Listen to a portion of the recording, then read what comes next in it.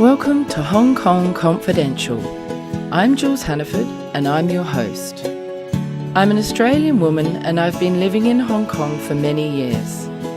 I'm a mother, a teacher, an author, and I want to share my wisdom and the wisdom of others with you. Thanks for joining me and I hope you enjoy the show. Today I'm here with Ritu Hemnani and she's the author of Gope and Mira, A Migration Story. Hi Ritu. Hi Jules, thanks for having me. Thank you very much for coming in. First of all, can you tell me a little bit about yourself? Okay, well I was born and raised in Hong Kong. I went to ESF schools, Bradbury Junior School and Island School, and then I left. I went to the UK, I did my teacher training, I worked in very different parts of the UK. Had a bit of a culture shock there, and then returned to Hong Kong to teach at KG5 school, ESF school, and had a backwards culture shock coming back. And then I stopped teaching to have 3 children. I became a voice actor and I started writing. And this is my first published children's book. Oh, how fantastic. Congratulations. Thank you. And for our listeners, can you tell us a bit about your cultural background? Sure. Well, my father first moved to Hong Kong in 1961. He moved from India, he moved from Bombay, but before that, he was originally from Sindh, as was my mother. Sindh was part of pre-partitioned India, and in August 1947, when the partition line was drawn, Sindh became part of Pakistan. And overnight, my ancestors were told they no longer lived in India. But the Hindus had to live in India, and the Muslims needed to live in Pakistan. Now, most of my family were Hindu Sindhis, and so they had to leave the only home they ever knew very quickly, taking only what they could carry. And so many of them went to different parts of India, Bombay, which is now Mumbai, Lucknow, Madras, and eventually my parents and their families ended up in Bombay, which is now Mumbai. And so what inspired you to write this book? It all started when my daughter Nadia came home from school one day, saying she had to answer a homework question. Why do people migrate? So we spoke for a while about how Hong Kong is such a transitory place. People are always coming and going because of a change of job or to move closer to loved ones. And then we started talking about Afghanistan and Syria and Somalia and how sometimes people move when they really don't have a choice. And that's when it hit me. And I thought, well, hold on a minute. When I was about a teenager, I had been told that happened to our people as well, our ancestors. And it made me think that ours was one of the biggest mass migration stories in world history, if not the biggest. And I thought, well, why couldn't my children hear this story? Why didn't they know about it? This was their story after all. So I started to look into it and try and find a book about it, and I couldn't find anything. And I thought, well, it's really important that our children know this story, and all children know this story because this is a significant historical event. Everyone hears about the world wars, everyone hears about the Holocaust, and you can find children's books readily available about those. So why not about this? So I thought, well, okay, I might try and write something. And we met with my parents that weekend and they told us stories that they had been told by their parents. And I made notes, I did some research, and it began a 3-year journey. And Gope and Mira, A Migration Story was born. Wow, so it took 3 years of research and going back over old family stories and family history and also the cultural research. So to make it as accurate as possible, I really did need to invest the time and go back and forth, looking for the right illustrator, looking for the right printers. And it was a big journey, but I've learned so much from it. How brilliant. Can you give me a brief outline of the story of the book? Well, I actually brought you a review from the Women in Publishing Hong Kong Society. Oh, great. So with your permission, I'd like to read it. Yes, please. I think it summarises the book quite well. Published to coincide with the 70th anniversary of Indian independence, Gope and Mira by Ritu Hemnani explores Indian partition through the eyes of 2 people who experienced it. Written for children, Hemnani spins a story within a story that starts as a discussion about migration for a homework assignment, but becomes a tale of the effects of partition on individuals as they struggle to build a new home for themselves in the freshly minted nation.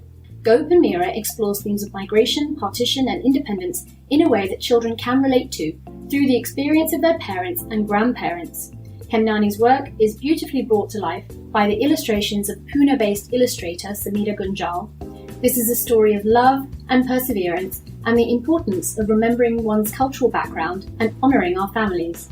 It is a timely reminder, 70 years on, of the struggles of partition during those early days of Indian independence. And this is written by Sarah Merrill Mowat from the Hong Kong Women in Publishing Society. What an awesome review. Yeah, Congratulations. That's great. And it sounds like it really sums up the story really well. So are the characters based on anyone that you know? Yes, actually, I know all the characters. Gope and Mira are actually my parents. In actual fact, they were only babies during the time of partition, but I wanted to use their names to emphasize the attachment that I want my children to feel towards them. Oh, lovely. So is that actually your parents' names? So my parents are Gope and Mira. That's so fantastic. And it's the story of them telling their grandchildren about the story of Gope and Mira. Now, my children call them Nana and Nani. They only know them as Nana and Nani, and they probably don't think they have any life outside of being their grandparents. So it was quite an interesting way to tell them the story. My children were wrapped into it, and it was only near the end they kind of cottoned on and thought, hang on a minute, isn't that, And it was quite an impact. I mean, my oldest child, who's 13, reacted by saying, oh, I want to learn the language now. I want to learn Sindhi. Whereas before, she hadn't had any attachment to Sindh, so why would she want to learn it? But when she realized that actually we'd lost our homeland, she suddenly had this burning desire to learn the Sindhi language. And she'd never, ever expressed an interest in that before because she had no attachment to where Sindh was and why it would matter to her. And I think that's the problem nowadays. We're so far removed because the people who experienced the partition don't want to talk about it because it was so painful. The children don't hear and they don't feel the attachment, and therefore it's harder to preserve the culture that we want to pass down. So in essence, this story has really ignited that interest in your children's cultural background. I think so, and not only them. I mean, several of my friends said when they received the book, they showed it to their children, and their children said, well, why haven't you ever told us this before? And did this really happen? And they've actually picked up the phone and called their grandparents and started asking questions. Oh, that's so lovely. So it's really creating a connection between the younger and the older generations, and you're asking questions about family members while they're still here to tell the stories, which is so beautiful, isn't it? And something that we could really all take away from this. I have actually been thinking I want to sit down with my family and find out more about my family history. I think we have so much to learn from our elders, our older generation, if we just take the time to sit. They have such pearls of wisdom to give to us. They really do. And did you know this story before you started this sort of 3-year journey? You mean the historical background? Yeah. I did. I knew. I think most of us know, but I don't think our hearts get so attached. I don't think we do so much research that we actually listen to the heartbreak, that we actually put ourselves into the shoes of the people who were there. And I think this journey helped me do that. I have such empathy.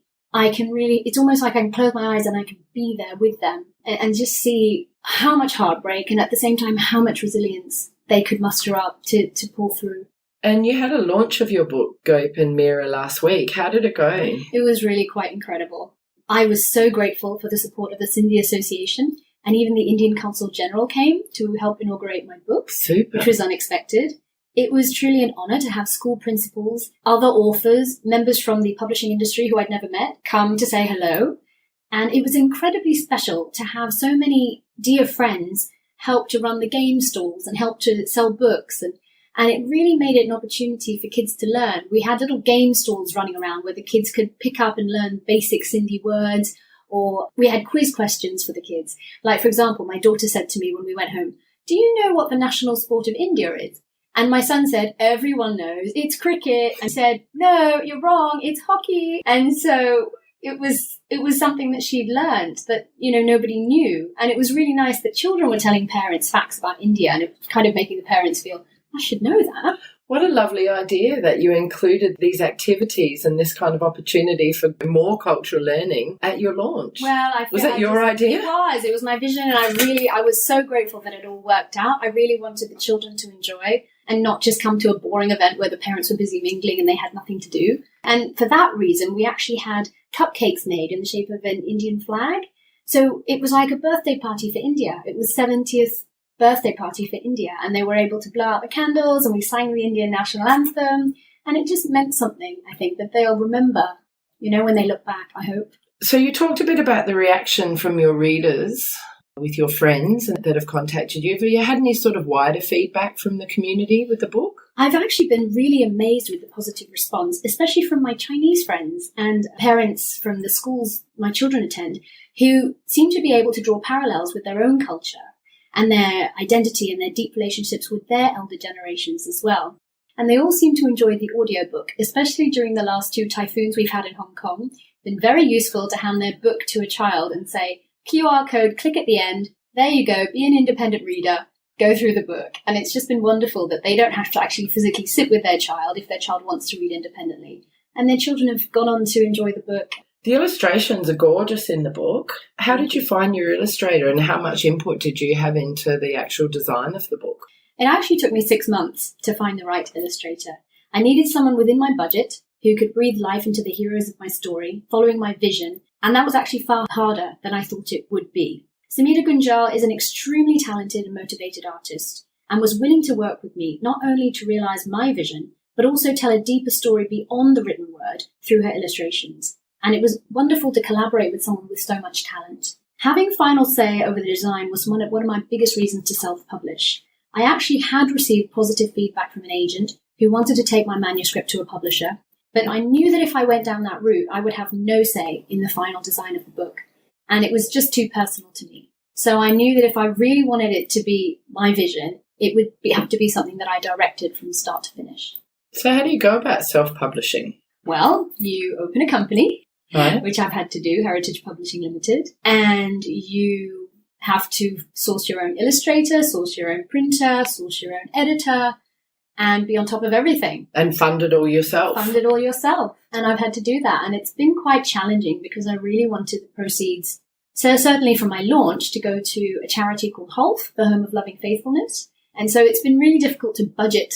I've had to be very tight on the photographers that I chose, or whatever I involved had to be generous donations from people, but I had to make it work if I really wanted to do what our Sindhi forefathers did. One thing that they did that I had great admiration for is that they left Sindh, they went and assimilated into a different community, and they then blessed that community.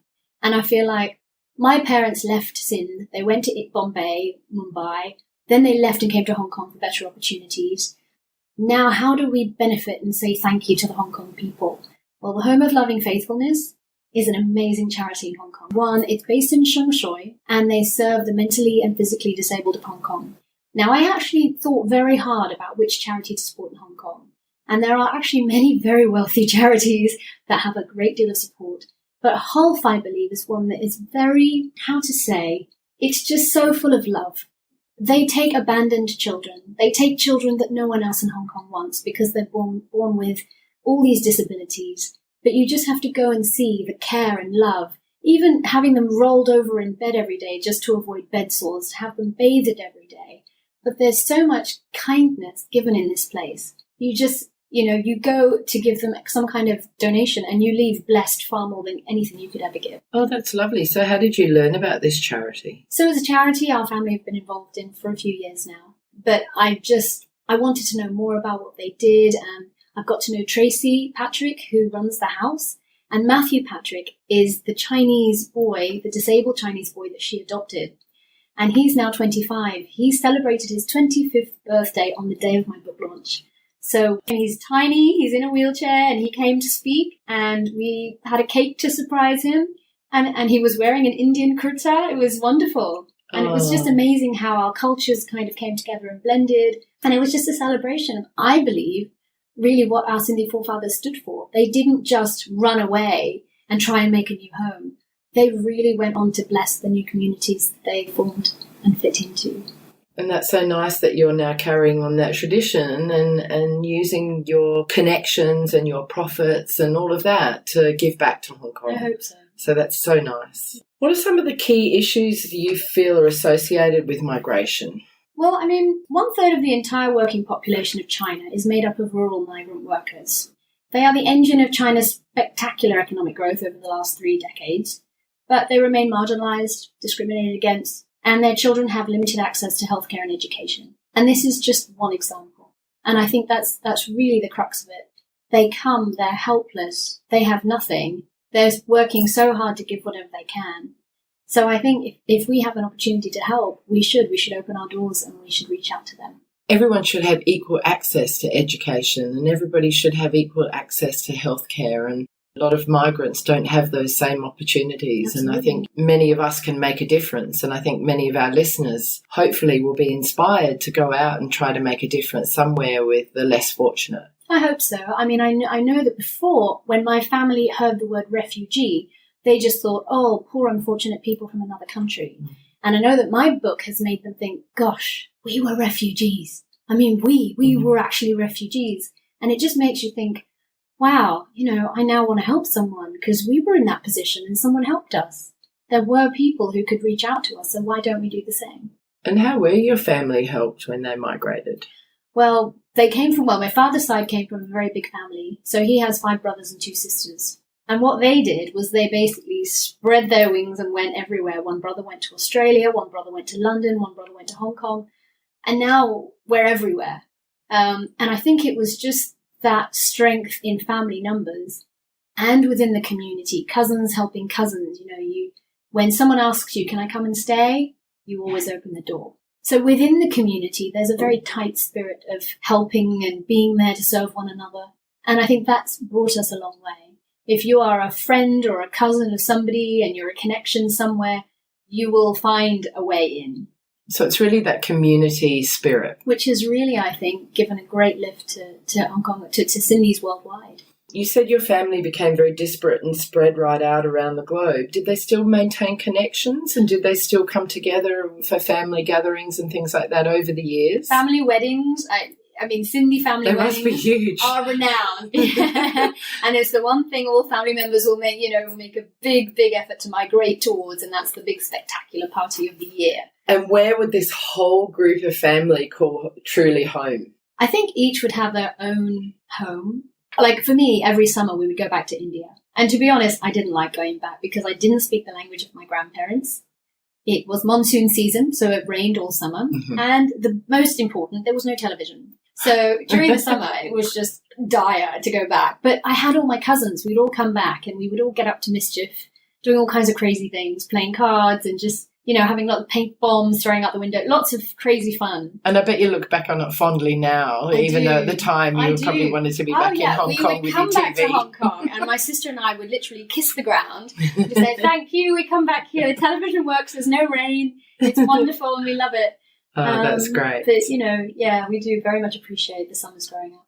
And what are your thoughts on third culture kids being caught between cultures?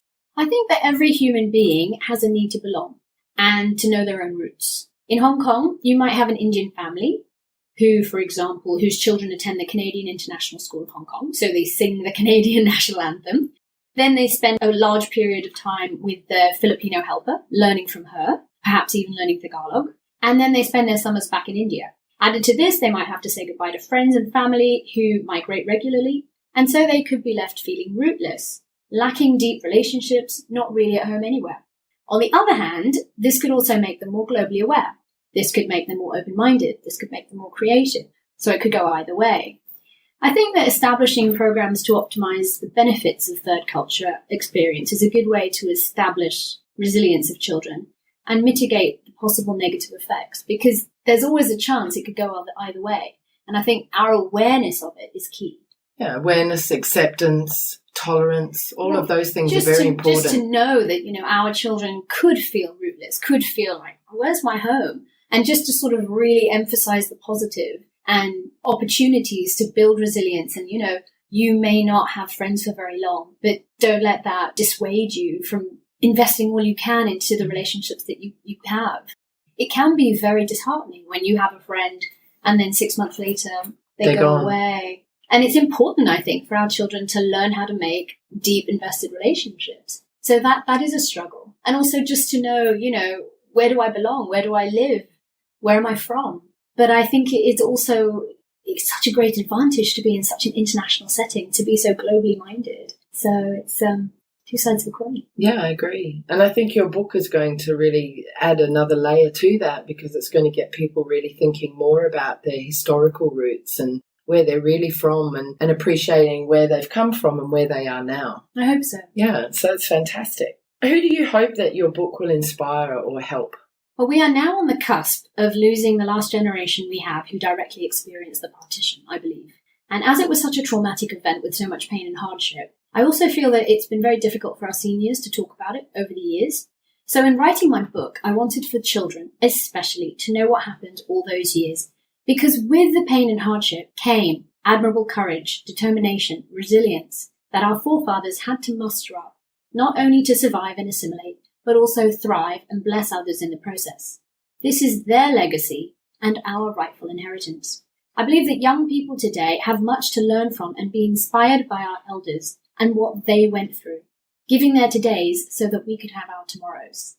Perhaps with understanding, our children will not take our safe homes for granted, will have a new appreciation for our language and culture, and will realize that even though life may knock you down, you can rise again like the phoenix from the ashes, just as their forefathers did, because their sheer grit is in our DNA. What a brilliant message. That's such a great way of looking at it.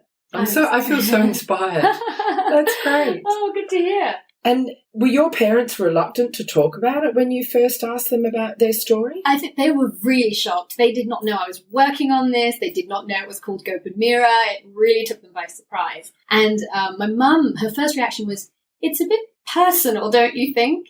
And I said, "But that's the point." And I actually read it to them. I actually had it on a computer screen and I read it to them. They liked it. I don't think they were very keen in the beginning. They didn't like the idea of it, but they liked it. They actually felt part of it, especially the end was very touching. And they loved that they were in a book with their grandchildren forever. And, since it's been published, my father has sort of come out with comments sort of like, my great-great-great-grandchildren are going to read about me. And I think he's kind of realized the significance of that. It's nice. He's leaving a legacy, isn't he, for right. the oncoming generations. That's right, and that's extremely exciting and powerful. It is very, very powerful. And they must be really proud of you and proud of what you've achieved. I think so, yeah. I mean, honestly, it's been so overwhelming. We haven't really had much time to sit down and talk much about it, but, you almost see it in the look in their eye. I think it was quite a moment to have the Indian Consul General up there with me and, on stage as they were inaugurating the book. It was quite incredible. What an achievement. Congratulations. Oh, thank you. So how can people get in touch with you if they'd like a copy of the book, or where can they buy the book? Well, I have a website. It's www.rituhemnani.com. My website was actually built by my 13-year-old daughter, so I'm very proud of it. That's impressive. She decided this summer, she sat down for 5 days, learned how to do it, and then in the next 5 days she built it. So I'm constantly raving about my website. I would love you to check it out later, just because she built it for me. I will. That's amazing. She's a go-getter like her mum. And I have a Facebook page, which is www.facebook.com/Ritu Hemnani author, which is incredibly active. I would love you to go and see. I'm actually posting something on it every day because people have been so kind with the reviews, from Nuri Vatachi to principal of Kowloon Junior School to the Hong Kong Women in Publishing Society. People have just been sending me very generous, very kind reviews, and it's just been wonderful. That's super. And I really do feel like you deserve it, and congratulations. Thank you. You're listening to Hong Kong Confidential. I'm Jules Hannaford, and I'm here talking to Ritu Hemnani, and she's going to tell us about a new book that she's writing. Well, I'm currently working on a novel. Oh. I've actually been writing it most of this year. Most of last year was the children's book. And, it was on the back burner, and I kind of thought, illustrator, going back and forth with, what's going on. And I'm going to wait to see what the printers say. Can it be done in time? I wasn't completely convinced that it would be. So I've been working on my YA novel, which I hope to complete next year. Also set in during partition, because I wanted to reach the 20-30-somethings to give them more of a heart tug into what happened more personally to specific characters. It's very different to the children's book. So it was a bit of a shock when I suddenly got the green light for the children's book, and I had to put the novel on hold and jump into this. But I would say, stay tuned for the novel. And it's very exciting, and just thank you everyone for your support. So Ritu, thank you so much for joining us today. It's great to hear about Gopin Mira and the success that you've had already. And I wish you all the best with getting the story out there to the world. Thank you so much, Jules. So that brings us to the end of another Hong Kong Confidential podcast. I'm Jules Hannaford. Thanks for joining me, and I hope you'll be with me again next week. If you enjoyed today's podcast, please can you go to iTunes to rate and review it. I would really appreciate your feedback. You can email me at jules@hongkongconfidential.net, and you can find me on Facebook and Instagram at Hong Kong Confidential. If you'd like to hit me up on Twitter, it's at Jules Hannaford. I would love to hear from you.